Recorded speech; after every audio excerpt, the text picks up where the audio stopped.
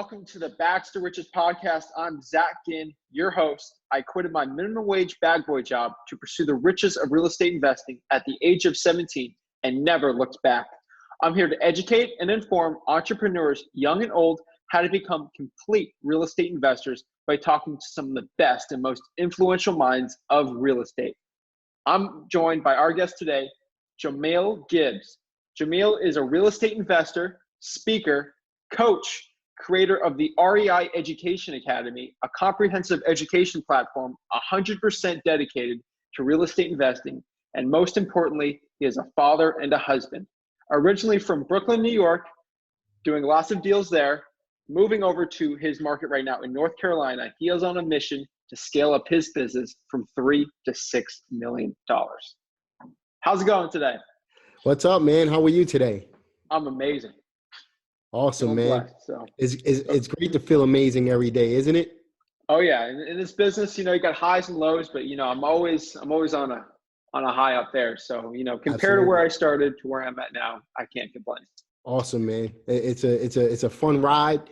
Obviously, like you said, it's a ride that you can. For me, I appreciate the fact that you can really set a goal and know that as long as you work toward that goal, you can accomplish anything. Of course, you're going to have hurdles. It can be a roller coaster ride at the same time, but at the end of the day, it beats working for someone else. You know that you're doing something for yourself, your family, and also making sure that you can really play a major role in changing the trajectory of your life as well as your family's life as well, man. So, there's nothing like owning a business, Definitely. So let's start with the cliche thing. I know you were into barbershops in that business.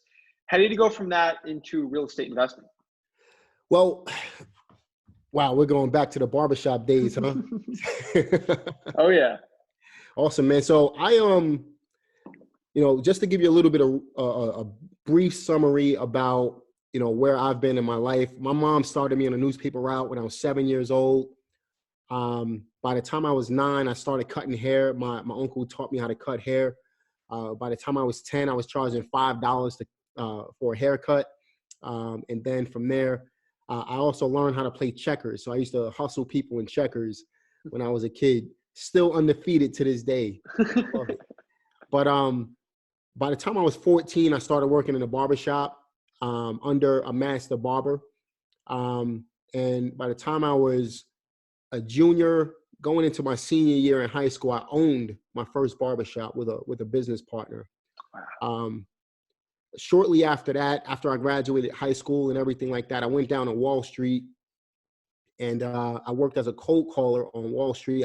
I became an account opener at a spot trading currency spot trading firm, which, today they're closed down after 9/11. And then shortly after that, I got into real estate. So I went from the barbershop to the Wall Street lifestyle to getting into real estate. I went and got my license as a real estate agent.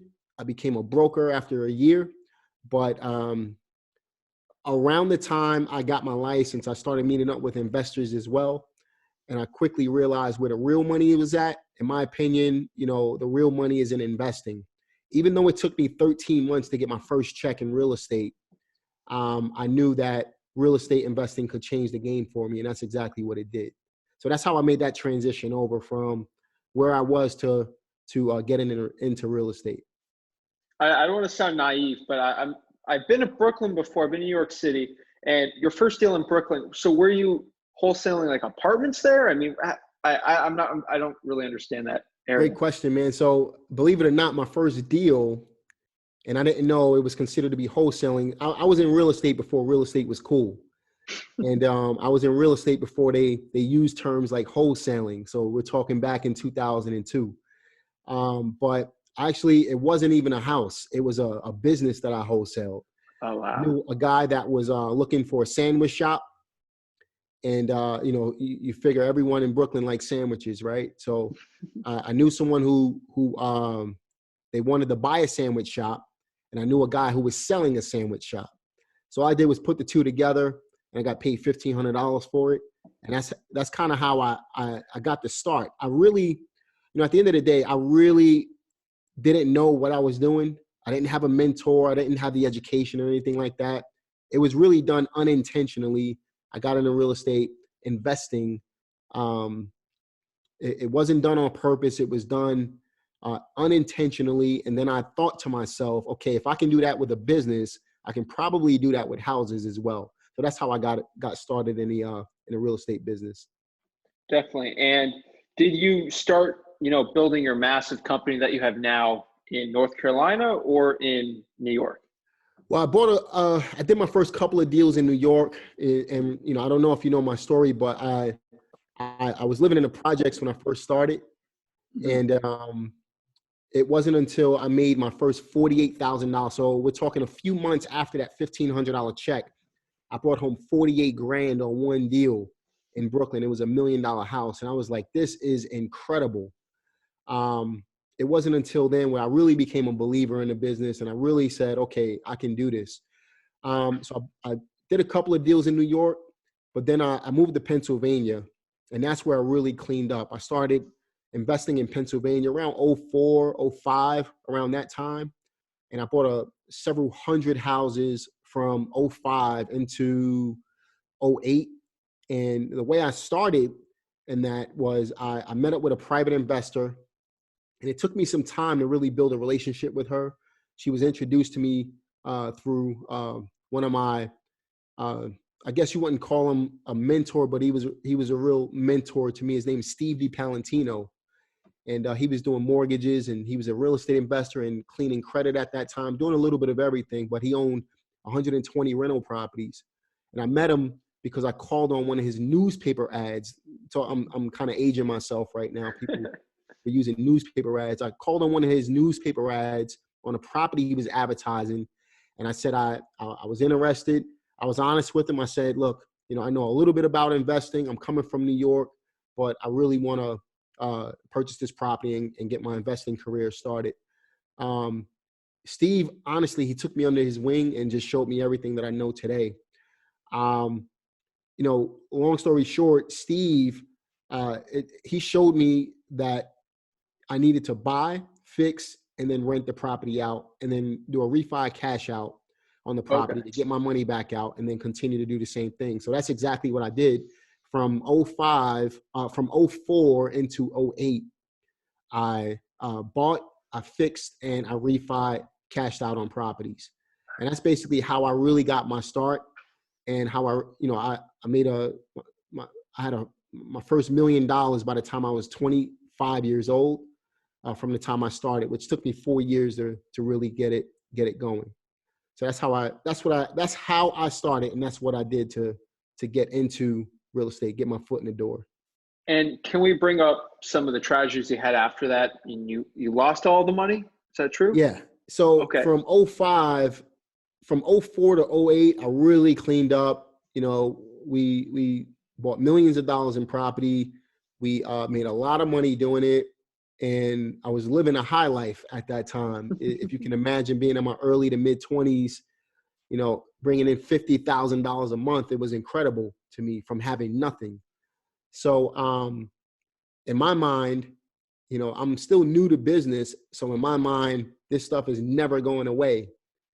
But I ended up around 08, when the market tanked, 07, 08, things really started to change for me. And it was primarily because I didn't know what I was doing. I never experienced a market shift before. And, honestly, I pretty much lost everything. I was bankrupt by 2009. And from all of that money that I made over the years, it was all gone literally overnight within a snap of a finger. And it was primarily because I was over leveraged on properties. And the only reason I was over leveraged, even though I had equity in some of those houses, when the market tanked and I couldn't refi cash out, and I had all of that private money out there, having too much leverage isn't always a good thing. And that's basically how I went belly up. And eventually, you brought that back up? Yeah, so it took me 8 months. I've always had the drive. I've always had the experience. I just needed to get out there and really pick myself back up. It was devastating, man. There was a point in time where I came home and the lights wouldn't even cut on. So I needed to scrape up some money to get the lights cut on. And this is after having all of that money, driving around in nice cars and stuff like that. I was really inexperienced when it came to having money. So I didn't know what to expect when having the money. Kind of like, you see a lot of athletes, they grow up with nothing and, they live in this fancy house and driving around in nice cars. Not saying that I was on an athlete level at that time in my life, but just kind of making the same mistakes, not being financially educated. Yep. I was forced to learn financial education the hard way. Yep. So these days I'm a lot more conservative. I'm doing a lot better than I was before, but at the end of the day, I'm just more conservative with how I approach things because I know what that experience was like. And I know I don't ever want to live like that again. So it took me 8 months to really get back on my feet. 8 months, almost a year, I was back over six figures. And then from that point forward, I just changed up the way I was doing things. I started wholesaling, taking on less debt, taking on less leverage, and started becoming more of the middleman where I can, back then I was doing REO properties, but I would literally make offers on REO properties every day. I didn't need any capital because what I would do is turn around and wholesale those REOs before the bank started cracking down on that. And then around 13, so I did that from 2009 to 2013. From 2013, I started becoming a little more creative with the way I was doing things. So I started introducing things like subject to and wraparound mortgages and owner finance. And I was doing a couple of lease options before that, but I really started incorporating that into my business as well from 2013 into today. And in addition to that, I did go back to, I always kept wholesaling in my business, but I did go back to buying, fixing, but this time I would turn around and sell properties. So if I hold on to a property today, chances are it's done through a creative investment strategy versus the buy, fix, buy, rehab, the BRRRR strategy that they call it today. They came out with the term BRRRR. But to me, that's a great strategy, but especially if you're brand new in the business, you want to be careful because that's the exact strategy that got me in trouble when I was, when the market tanked years ago. Again, not having a financial education, not seeing the market tanking, not seeing all of this stuff coming. The BRRRR strategy is what really got me into trouble. Even though, again, I had equity in the properties, the problem was I had too much leverage out there because I was scaling too quickly, and it really messed me up. So rather than doing something like, let's buy 4 properties, wait till we get 4 and then start paying down the 2 and then buy 2 more, I was literally going buy, fix, rent, buy, fix, rent, buy, fix, rent, and then just refi cash out on everything and just getting as many as I can at that time. So that's what really got me into trouble.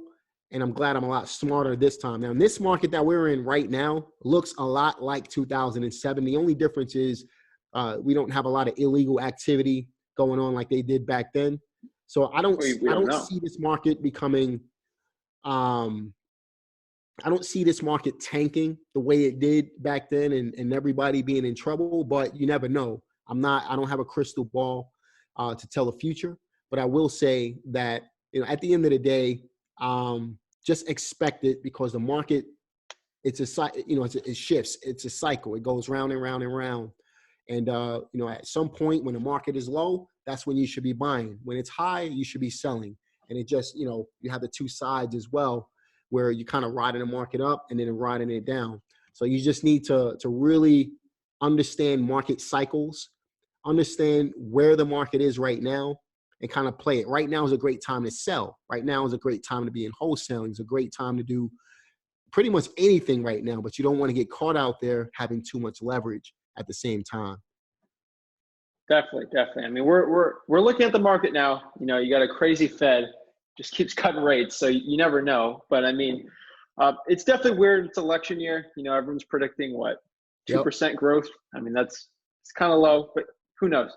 So, you know, what are you doing now to prepare yourself? I mean, you're making lots of money now. How are you reinvesting all your money, or are you putting this money into passive income, not doing the burr? I mean, what are you doing now to prepare yourself?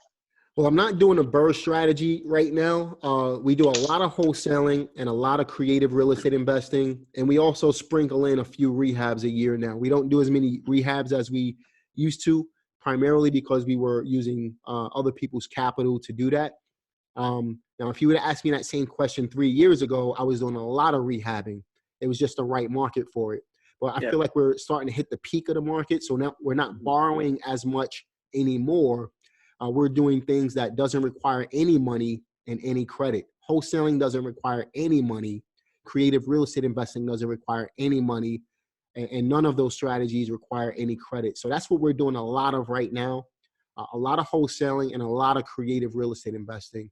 And we'll sprinkle in, you know, a few rehabs a year as well. Now, the way you do your wholesaling, way I do our wholesaling, there is money you have to spend. I mean, I'm big on direct mail. I know you're Yep. a huge direct mail guy. We have students all the time telling me, I know I don't have to have any money wholesaling. How do I get 5 deals in the pipeline? I'm like, you're going to have to work for it, buddy. If you don't spend any money, you're going to have to do all the sweat equity. And, you know, it's all sexy saying wholesaling requires no money, but it's not sexy putting bandit signs out, driving for dollars, just cold calling hours and hours and hours. I mean, there's a smart way, and obviously there's a hard way to do it. I mean, have you found that direct mail is the easiest way to get deals? In my opinion, you know, honestly, I'm a firm believer in direct mail. I believe that you should get good at one marketing channel and don't focus on, I mean, there's a lot of noise out there, a lot of guys who teach different things. You know, you have guys that teach, you know, Facebook ads and pay-per-click. You have guys that teach, you know, you should do direct mail. You have guys that teach cold calling and ringless voicemail and, you know, text messaging. All of that stuff works. Anything works. But you have to balance out where you are in your life right now. You know, when I first started, the MLS was the way to go. You know, we didn't really know much about sending out postcards and stuff like that. The MLS was where everybody got their deals. And I really cleaned up for the first 9 years being in business, almost 10 years in business through direct mail. I didn't start sending out postcards until 2011, 2012. You know, but what I find right now, honestly, the MLS can be a great source right now as well, because everyone else is focusing on direct mail and other ways of finding motivated sellers. So my thing is do the opposite of what everyone else is doing. Yes. Now, I can't say that I do that right now because I don't. And I just gave myself an idea to possibly focus on MLS properties again. But what I say is get good at one thing, whether it be direct mail, whether it be at cold calling. But look at your situation, where you are in your life right now, and really, you know, judge where you are and then base what you're going to do off of that situation. Here's what I mean by that. In business, especially in real estate, you're going to invest one of two things. It's either going to be time or it's going to be money. If you don't have the money, you have to invest the time. If you have the time, if you have the money, then you don't necessarily need to invest the time. When I first started, I needed to invest time because I didn't have any money. I had $250 to my name. If I would have spent that money, I would have been dead broke, right? So I needed to do door knocking. I needed to pick up the phone and cold call. And the reason why that worked out well for me, besides the MLS, was because I had that Wall Street background. So you really have to look at where you are in your life. You're going to have to put in that sweat equity, like Zach said, and you're going to have to make sure that you just keep pressing forward. Yes, when you're investing time, it takes a little longer to make it happen, but you have to remember you're planting seeds. And always remember the money is in a follow-up. So the more you follow up with people, that's how things start to happen, right? So if you have a little bit of money, let's say with direct mail, if you're in a larger city, you may want to consider, let's say you're in a city like Houston, Texas, or New York City, or maybe even Phoenix. you may want to look at a higher end budget, like a $3,000 per month budget to start, because of all of the competition that's there. But if you're in a smaller area, let's say like my area, where we're in like I guess you would call it a secondary city. It's not a major city. It's a median sized city. Areas like Tampa, you definitely need a larger budget. But areas like, where the population is around 300,000 or less, maybe even 500,000, depending on where you are, you can really start with like $1,000 budget per month, understanding that you may not see anything for a little while. Yes, you can get deals within the first couple of months, but you're not going to get that snowball effect for 5-6 months down the line. So when it comes to direct mail, you really got to prepare yourself to be able to spend money on your direct mail every single month for 6 months and act like you're not going to see a dime from it. So in this case, if you're in a median sized city, you're probably going to need somewhere around $6,000 to spread out over a 6-month time frame. Now, I'm not saying, again, that you're not going to get deals. That money will recuperate itself, but you want to pretend like you're not going to make any money and set that money aside. Now, on the flip side of that, if you're in a larger city, let's say 1,800,000 to 1 million or more, you may want to set aside 18,000. So you can see there's a difference there. But the point is, that's going to be able to help you grow, get deals, keep consistent traffic coming into your business, and then ultimately allow you to get to where you want to go. You have to start somewhere and understand that you're planting seeds. So when you plant a seed, you don't expect the tree to grow within a day or within a month, right? You have to plant the seeds now, continue to follow up with people, and then watch it sprout over time. And when it grows, it grows. It turns into this big snowball effect. That's how this thing works. But it takes a little bit of sacrifice in the beginning. Now, when you're investing time, on the other hand, it can take a little longer, but it doesn't cost you anything either. You can drive for dollars and stuff like that, but just understand, you're going to spend a little bit of money on postage when you're driving for dollars. So you will invest a little bit, but it's not going to be anywhere near where it should be. Now, on the flip side of that, Zach, what I've been finding over the past few months or so, within the past year that I've been doing it, ringless voicemails, text messaging, stuff like that. You can literally send out 1,000 ringless voicemails for like $60. So if you have a little bit of money and you want to get instant phone calls, I picked up 4 deals last week spending $60 on a ringless voicemail campaign, right? So if you narrow down your list, your sellers list that you're targeting. We last week we targeted vacant properties. You could do tax delinquents and different distressed lists, distressed leads. If you target the right people, you'll ultimately, if you target them and you do a ringless voicemail campaign, you can really get in contact with them and be able to turn that into profits. Obviously, it's a numbers game like everything else, but you can turn that into profits relatively quickly and really get your phone ringing as fast as possible rather than waiting 2 weeks like you would with direct mail. So that's just another tip for you as well. Yeah, that's great. Quick, I have to disclaim this here. I'm in Florida, so RVMs are illegal in Florida. Yeah. Rick's 3 guys that he knows in his network of real estate investors, they have like 10 acquisitions people, cold calling office. They got slapped with first $1,000 and then $10,000, Wow. $50,000, and then they got a 6-figure lawsuit slapped on them for TCPA, and Wow. they've cut it out. That's Florida. Yeah. Florida, you do an RVM on one lawyer, you're done. So, yeah, quick disclaimer with that, and this is the add-on to your disclaimer. RVMs aren't illegal everywhere, but they are starting to crack down on it. So that's why I always say, you don't want to focus on you don't want to focus on things that haven't been around and haven't been time tested as well. So although RVMs are working right now for us, although they're working for people across the country, that doesn't necessarily mean, because I did hear that they just passed a legislation where I don't know if you notice, if you have an iPhone, someone calls you and say they're from a company, it says potential spam on your phone now. Scam likely. That's what's happening with ringless voicemail right now. I'm going to continue to do it because we've been getting deals from it until they start cracking it down here. But, for the most part, focus on things that's time tested. Direct mail, time tested. Cold calling takes time, but it's time tested.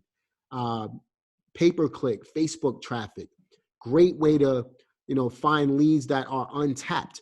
With direct mail, a lot of people use direct mail as a lead source.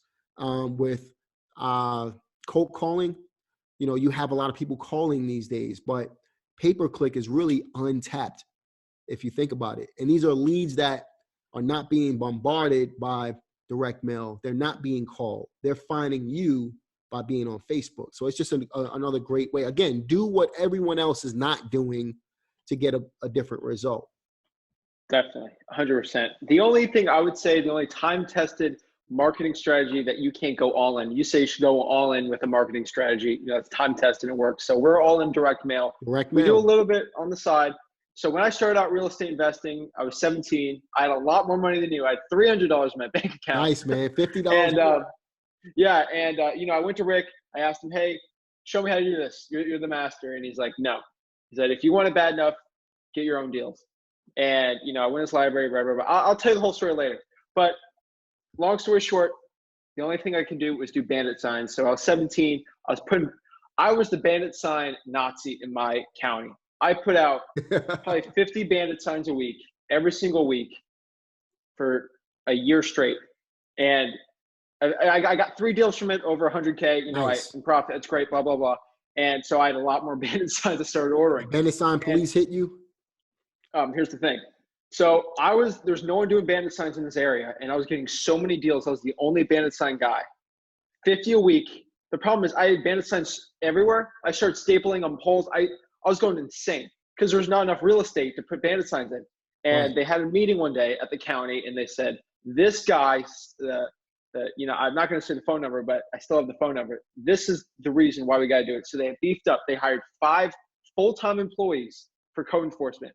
Probably 200K they spent, and their job was to enforce code, and they cleaned it out. You stick a bandit sign in this county now, within 5 minutes, it gets picked up. Man, you made a statement. You can't do bandit signs there anymore. It's a little realtor signs, like for sale, with the little flag, little pretty ones, picked up. Wow. Picked up. So I went all out. You messed it up for everyone. That's a good thing, man. I did. So that's the problem with going all in on one marketing channel. Direct mail, the USPS, the government makes money on it. The more you do, the happier they are. But that's the only marketing channel I saw that if you go all in, you can get in trouble.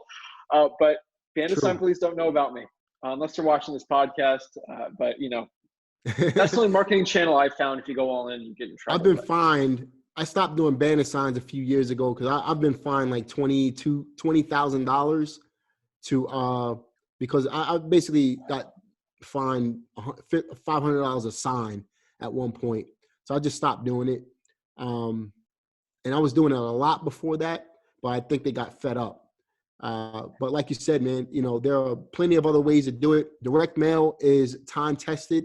It's true to the game. And for me, it's besides pay-per-click, it's the only thing that's scalable where you can literally, your numbers, if I spend this much, I'm expecting this much back.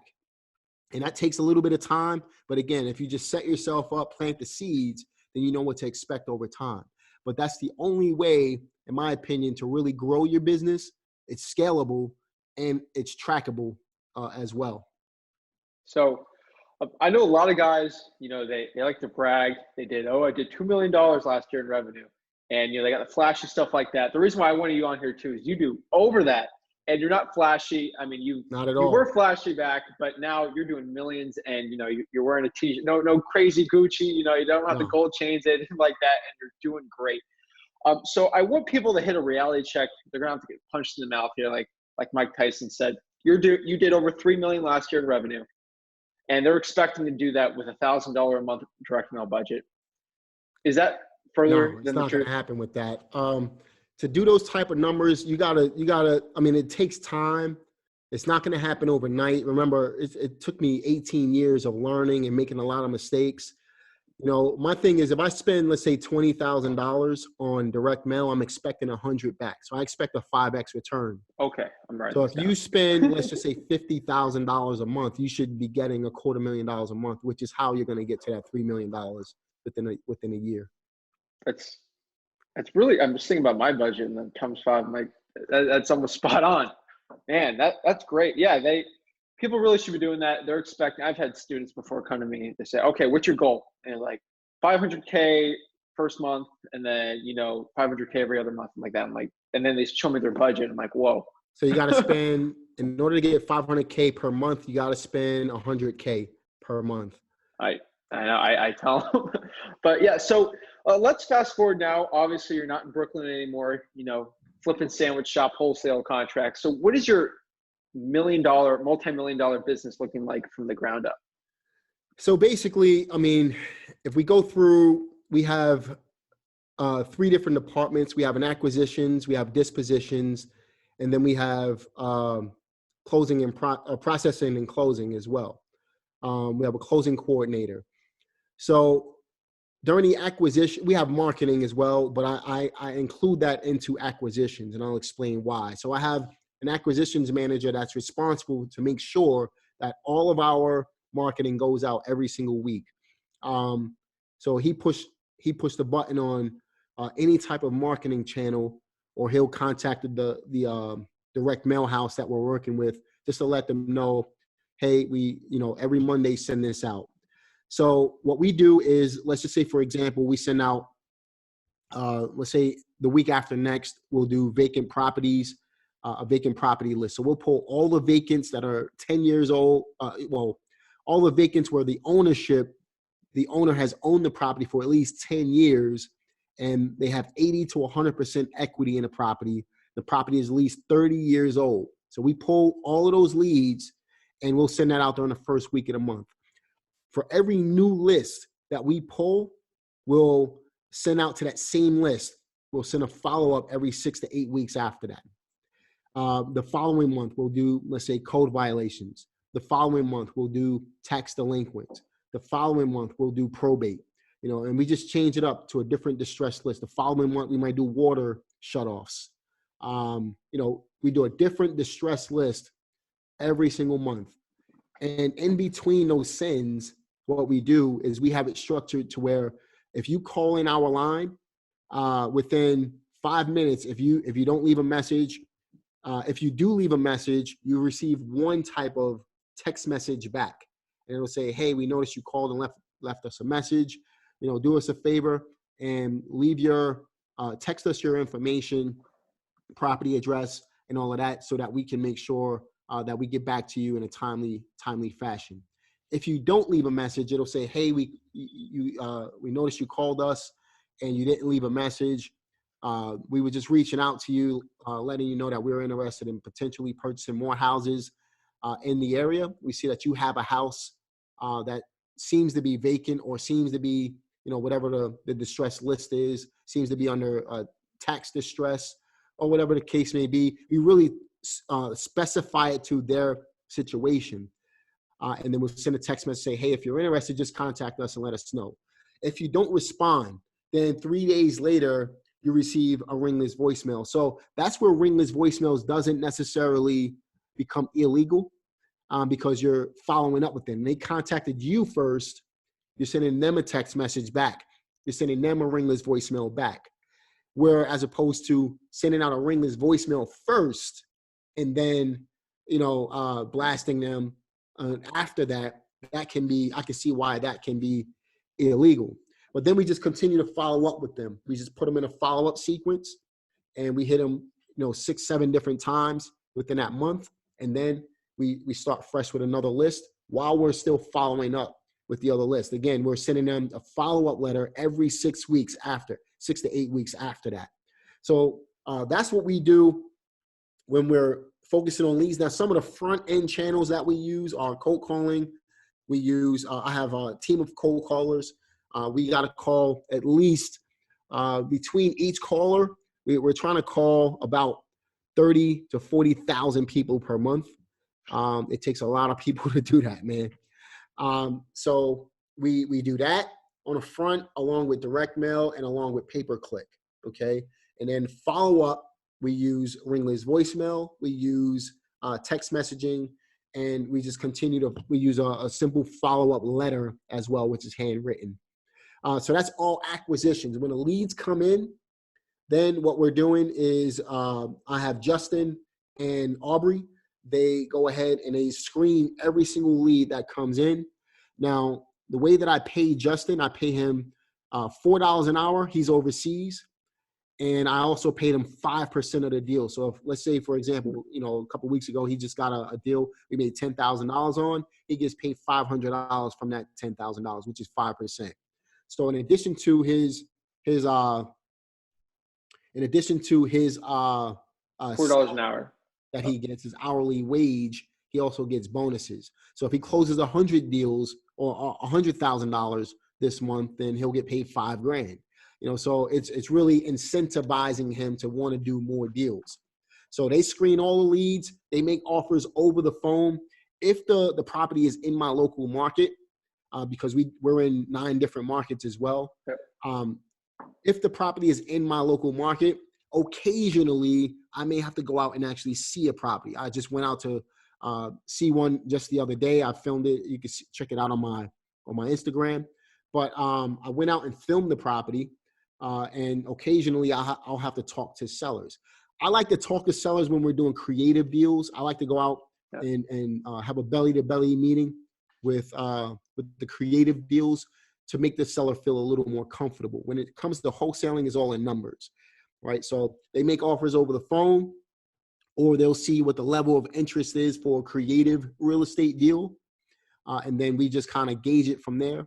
If they accept the offer over the phone, we use DocuSign to send out a contract to the property seller. The seller signs the contract online. Sometimes I never, ever, ever meet the seller in person. Once we have the DocuSign, we send the agreements over to our closing attorney, and then attorney takes it from there, and then he wires the money into our bank, or we just go pick up a check. These days, we do a lot of wiring. So that's what my wholesale business looks like. It's all about lead generating. It's all about screening the leads, just screen enough leads. We know for every 15 to 20 offers we make, we're going to get a deal. So the question is, how many times can we, how many leads do we need to come in order to hit our target goal? If we know 15 offers will get us to deal, then how many times can we get 15 offers out? And then you can kind of predict how much money you're going to make from that point forward. I know that our average profit is $8,000 to $10,000 per house. So it'll take me, for every 15 offers I make, I'm going to make $8,000 to $10,000. So if I can make 100 offers in a month, 150 offers, that's 10 deals. And that's $80,000 to $100,000 in profit. Does that make sense? So that makes sense. It's all in numbers. You just got to understand your numbers. You just got to track everything. And then after a couple of months, you kind of see where you are. You eliminate what's not working, and you keep doing what is working and add stuff to it to test that as well. So you have to split test things to see what works, what doesn't work, and then just keep pressing forward from there. And that's basically what my business looks like these days. And how many acquisitions people do you have then for 9 markets? I like to, for every $7,500 we spend on marketing, I like to have 1 acquisition specialist. Typically, it'll take us $2,500 per county. So I know that in my area, there's 3 different counties. So if we focus on, let's say 3 counties, that's going to take up 1 acquisitions manager, $7,500. Anything above that, it starts to get a little strenuous on the acquisition specialist. So for 3 counties, which is 3 different markets, we like to, 3 different counties, which is 3 different markets. We like to focus on 1 acquisition specialist. And then after that, we get another acquisition specialist for the next $7,500. Now, I was doing some numbers. You mentioned that I was, and I did tell you this, I was pressing to get to $6 million this year. And I have to be honest, man, I'm actually going to scale back now. And the reason for that is because I have some other plans. And I looked at my numbers, and I looked at where I am right now. And I looked at what I'm really projecting to do in the future. And my thing is to pick up more buy and hold properties when the market tanks. So right now we're just cashing up. But the reason why I'm just going to scale back a little bit is primarily because I don't want it to take away from my lifestyle. I created a lifestyle business where I can spend time and I can have my time, have my freedom, spend time with my family, do what I want. As you mentioned, I'm not a flashy guy at all by any means. And I want to keep it that way. And I feel that training more people to do more deals is not necessarily putting extra money in my pockets. I can do less deals and make just as much money. So I'm going after quality of deals now instead of quantity of deals. You can buy 1,000 houses in a year and make $2,000 a house, right? And only do $2 million in business. But you can do, let's say, 50 deals and make $20,000 a house, and you make 600 grand. I'm going after quality versus quantity these days. I think that growing a business just for the sake of growing a business, a friend of mine told me this. He said, the only reason you grow a business is for two different things. You're either going to sell the business one day, or you just want to stroke your ego. And I thought about that. And this was just not so long ago he told me that. And I really had a heart-to-heart with myself. And I said, do I really want to grow a business? I'm not necessarily going to make more profit from it, a little bit more, but it's not going to be a significant amount more. Do I really want to grow to a $6 million mark per year? Or do I want to stay lean and increase the profits per deal and really focus on quality? And that's what I decided to do. I'll have less stress. I won't have to train any new people, and I'll make a lot more money, or at least the same kind of money with doing less deals.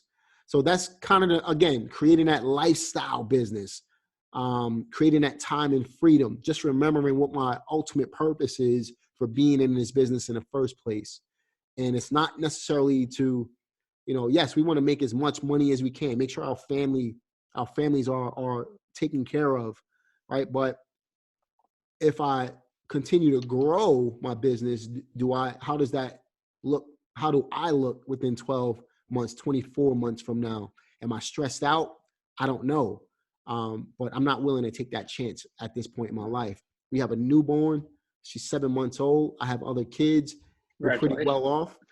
I don't necessarily need to grow my business to really sustain what we're doing here. So I hope that for those of you looking to scale your business, just really think about it. I'm not saying that it's not a cool thing to scale your business. Obviously, it is to run a $6 million business, right? Within 12 months. But just make sure it's what you want and not what Instagram wants and what social media wants and what your ego wants. Make sure it's something that you want or it serves a purpose for you at the end of the day. The biggest struggle I think that I had right now still, I think you might have had this before, is I like to do deals and don't tell anyone about it. Just get my check, put in the bank account, invest it, reinvest it. And now we started, I know you're doing this too. You're mentoring students. You're helping people become great real estate investors. And eventually we hit like a crossroads where I need to show people I'm doing these massive deals so they know that I'm here to help them, and I'm not helping them make $2,000 deals. I'm going to show them, like, I made $50K on this deal. Let me show you how. Yeah. And I think that's something you've started to do also. You're showing people deals you're going to and making money. That's the hardest part. I don't like being flashy. It's a balance. It definitely is. A balance, man. I struggled with that over the years. I have to be honest. I could have a much larger social media following if I showed more checks and I showed a little bit more lifestyle. I'm too personal and private to want to do that, but I get it. People want to see social proof. People want to see, people want to see that you're doing well because people judge you with their eyes and by what you have rather than by what you know and what you're really doing.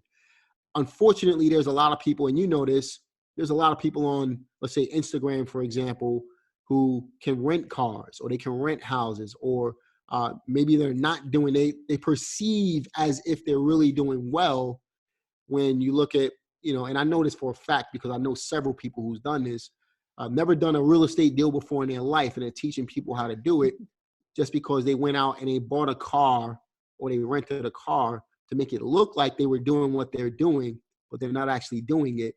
and then people on it, they build this big following, and then they start taking some of that money to go out and actually do. But they do this by showing checks. They do this by, I'm too personal to show checks. I don't show any personal checks anymore. I stopped that a couple of years ago. I do show student checks just to kind of show success from that.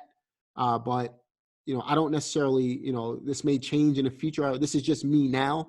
I don't show what type of car I'm driving. I don't show, you might see a little bit of my house in the videos, but I don't show where I live.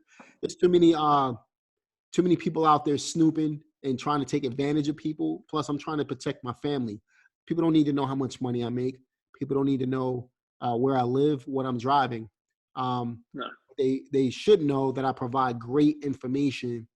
And if you can gauge the videos by information and not see with your eyes, but you learn with your ears, then you can change your life in real estate as well. But like you said, man, there's a balance. Maybe I should show a little bit more for social proof, because there's too many people out there doing it, and new guys popping up every single week, right? There's a new educator popping up every week. Nothing wrong with that at all. But, what I'm saying is people want to make sure that you're real. And unfortunately, the only way that they can make sure that you're real is by what you show, or by listening to you over time and seeing what your education is really like. But I get it, man. I get why people are like that. Now, I think on your Instagram probably a month ago, you showed the flashiest thing that no other guy can do. And I'll break this down for you. So most real estate investors that are successful, they go on two paths here. They got one Rick did and one the average guy does. So the average guy, makes $1 million. And what they do is they leave their job, and because they hate working 9 to 5, they can't be with their kids. And they go in the wholesaling business, they make a huge, huge company, and then they're consumed in that, and they still don't spend time with the kids, and they're doing the wholesaling. You got other guys that make the millions, and they learn how to passively do it, have people work for them, and they spend time with their kids. That's the 1% of successful wholesalers. And the flashiest thing that no other guru has done was you went with your daughter to pick up a check. Most guys don't have the time to do that, to spend time with their family, pick up checks, show them things like that. I think that was the flashiest thing possible, because most guys don't have the time to spend time with their kids. Awesome. Yeah, man. I appreciate you bringing that up, man, because I could show a nice car, right? But everybody's showing nice cars. So why not show something that's more realistic, that somebody can really accomplish? You can teach your kids how to invest in real estate. You can go and help them pick up in that case, it was close to $13,000, and my daughter is 14 years old. It can be flashy, but to me, that's flash with class, versus, showing this big house I live in, or, the nice cars parked outside, or whatever the case may be. The real, like you said, it's flash with class, so I have that time and freedom these days. I can teach my kids this stuff. To me, that's what matters more than, I know a lot of the younger generation, they want to drive around in the Ferrari or the Lambo, absolutely nothing wrong with it. By all means, go ahead and get it. But when you grow a family, you kind of, your priorities change.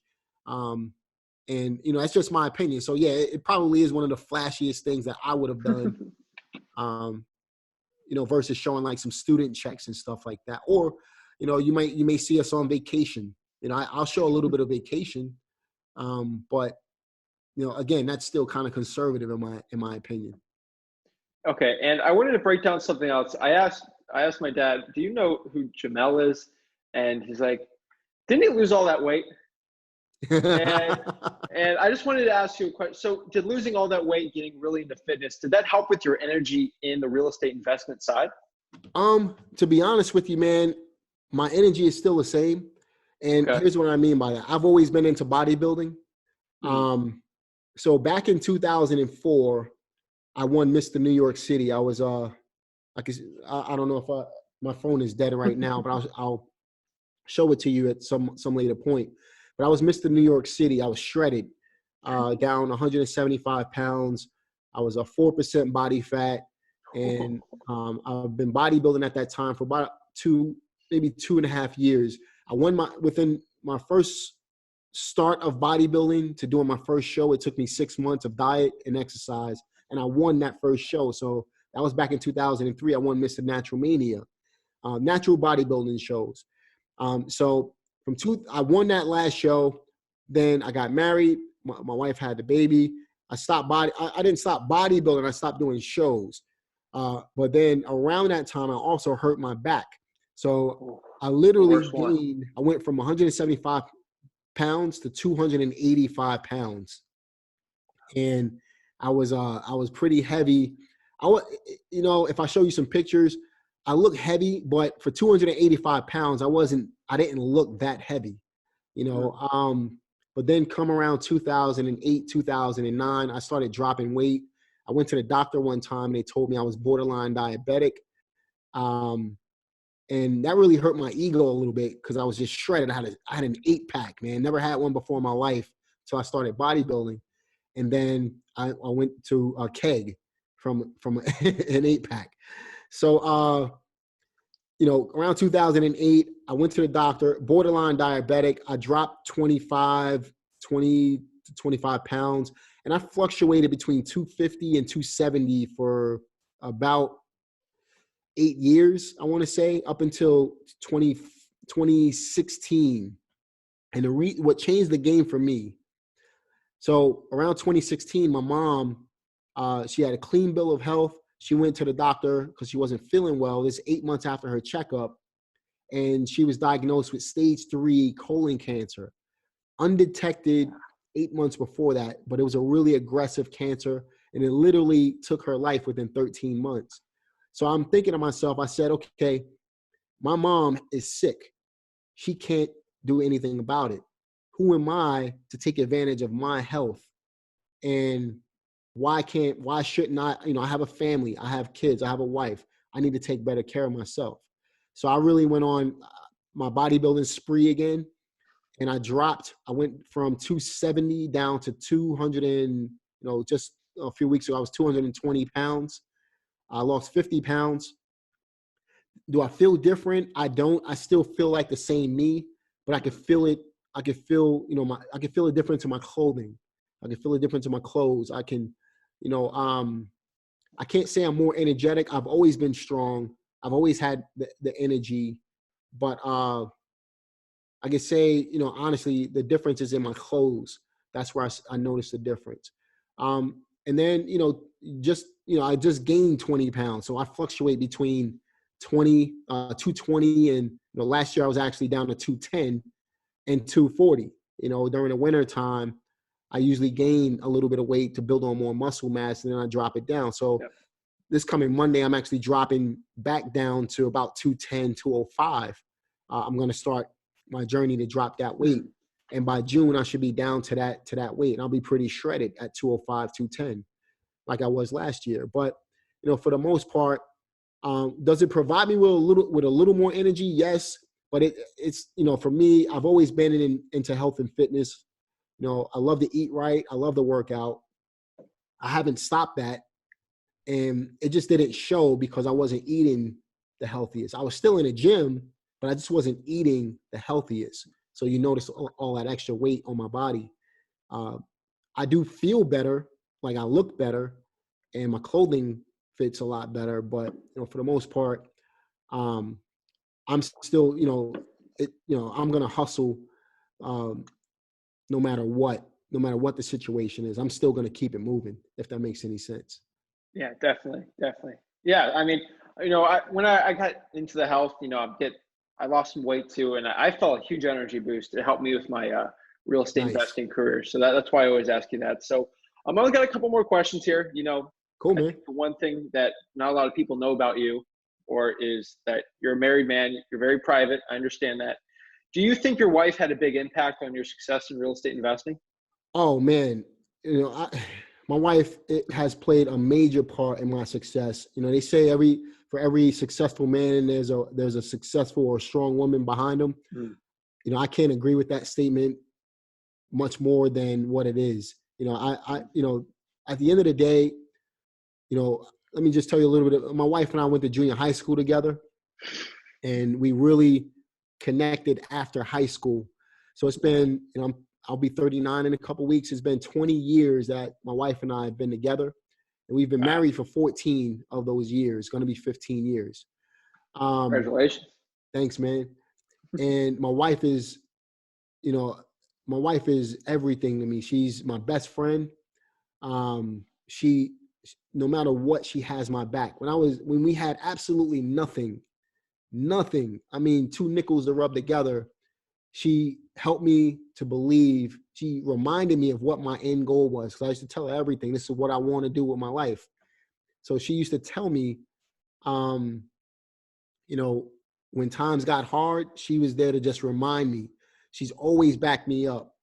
And I promised her when we got married, I said, you will never have to work a day in your life.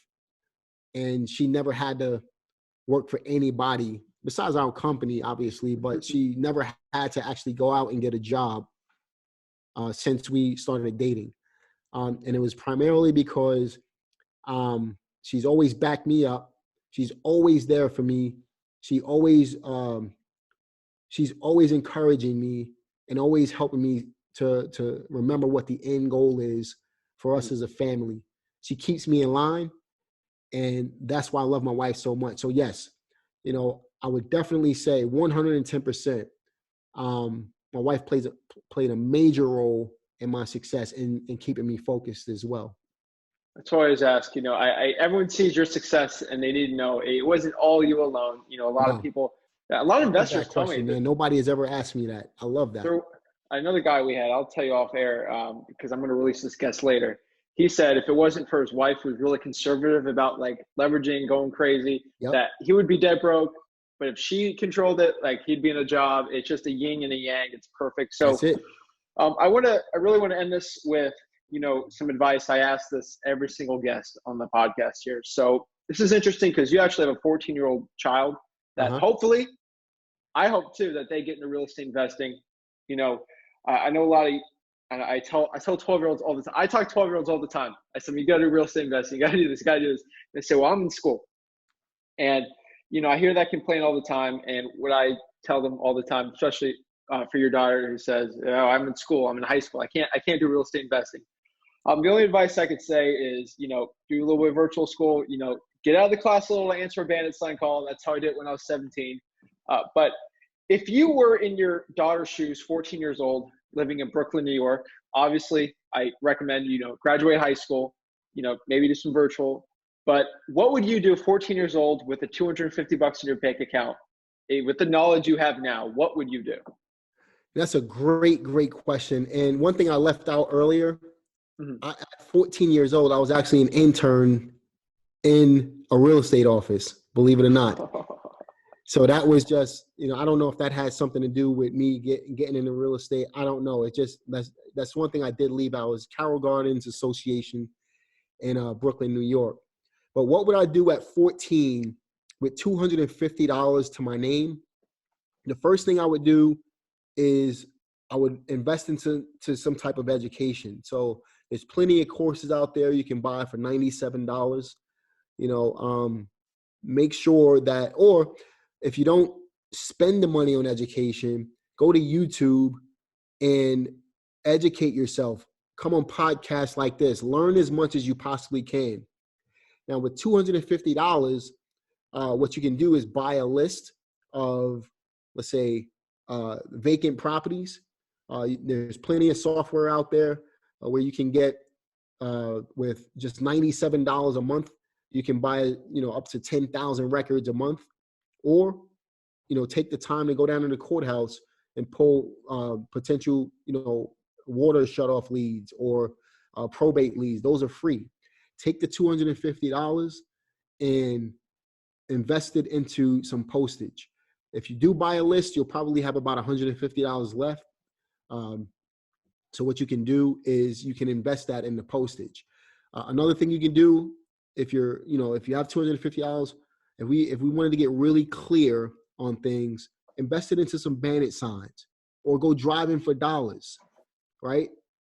Driving for dollars, you'll get the leads for free, but if you don't have a car, that's going to be a problem. But if you do have a car, well, at 14 years old, you probably don't have a car. So at the end of the day, with $250, ask your parents if they can put some money, put some bandit signs on a credit card for you, and you provide them with the money. Then ask them to take you around town and just stick those signs in the ground. You're going to get phone calls.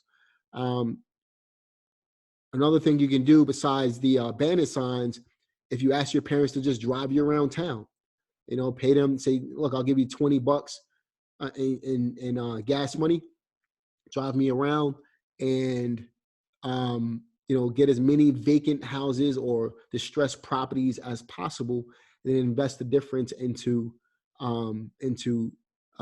postage. But yeah, I would most definitely start with driving for dollars, or bandit signs is a great way to start as well. Or, buy a list and start calling people. You have to get over the fear of being on the phone. Those are 3 things that will take you a little bit of time, but it doesn't cost a lot of money to do it, and it's not illegal.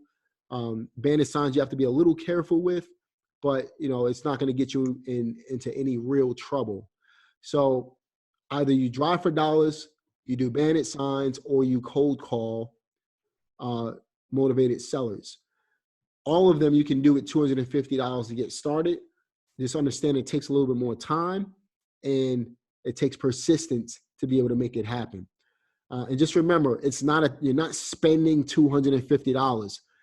If things don't go well and you don't have, you run out of your $250, take it as a $250 lesson. Look at what you did and do it better next time. Look at where you messed up. Do it better next time. Improve your skills. But remember, you're not spending the money, you're investing the money into yourself. That $250 can change your life, even if you don't make it back immediately. Just remember, you're planting seeds all the time. So that's what I would do with $250. I also heard some of those kids at 14 should check out the Jamel Gibbs YouTube channel. Help them out too. Plenty of information on there. YouTube.com/Jamel Gibbs. If you want to check it out, I appreciate that, man. And so, can you explain what the REI Education Academy is? Yeah, so I started the REI Education Academy back in 2006, 2007. I wrote my first ebook, and I used to sell this ebook for $47. But today, the REI Education Academy is a coaching platform. We provide software for real estate investors, and we also provide home study training programs that will allow the average real estate investor to go from where they are to where they want to be in real estate. Again, the coaching platform is the gist of the entire program, where you can literally become a coaching student, based off of a particular level of attention that you need. And we guide you to helping you get either your first deal or helping you maximize your profits in your real estate business. That's what the REI Education Academy platform is. Again, we have an entire academy in our back office. We have software, and we have hand-holding programs as well. Great. So all your socials are actually going to be on the below under you. So, Awesome. If I want to get a hold of you, you can do that. The only thing that might not be under there is your podcast. How do people get a hold of your podcast? You can, if you're on Apple, just go to Apple and just type in Jamel Gibbs, JAMEL GIBBS, Jamel Gibbs Real Estate Investing Podcast. You can even go to my webpage, reieducationacademy.com. And then up at the top, you'll see podcasts, and you can just click on it, and it'll take you to a page where you can listen to the podcast, or you can click on, let's say, Spotify or Apple on that page. We're across all major platforms with the podcast, but yeah, go to any platform and type in Jamel Gibbs. It should pop up for you. Definitely. I heard you're having a pretty good guest on soon, so you guys should check it out. Okay, so, people should get a hold of you, talk to you, get the podcast. I heard you had some great guys, some guys I'm trying to get on too. I mean, the great Ron LeGrand's on there. So, he always drops knowledge. So go check him out. check him on Instagram. He's showing more and more content, which is getting better. So any parting thoughts before we leave? One thing that I always tell, especially newer investors, just understand this. You have to take massive action in order to get massive results. A lot of people have big aspirations for their life and their business. You're never going to get there unless you start taking action. You can't climb a mountain. You know how you climb a mountain, Zach? One step at a time. Yep. So you have to take action. You have to do something in order to get to where you want to go. Think about it like this, and I'll keep this really short. If you have a goal,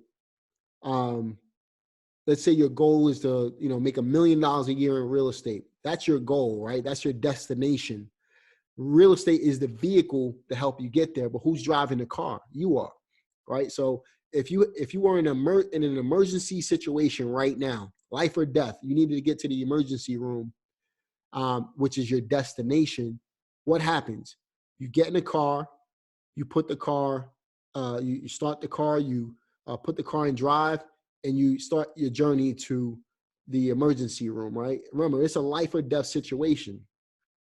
What happens if, you turn down one street and there's a hurdle you need? Let's say a tree fell down on that street and you can't, or there's backed up traffic. What are you going to do? Are you going to stop and give up? Absolutely not. This is a matter of life and death. You need to get to the emergency room. So what do? You find another route. Now, let's say you're going down a second route and, there's a big pothole in the street and you can't get by it. What do? You find another route. Eventually, you jump over these hurdles, you will reach your destination. Same thing in business, right? So your destination is whatever your goal is. Your vehicle is real estate investing. You're going to understand that you're going to face hurdles. You're going to need to jump over different obstacles, but don't let that stop you. Times may get hard for you.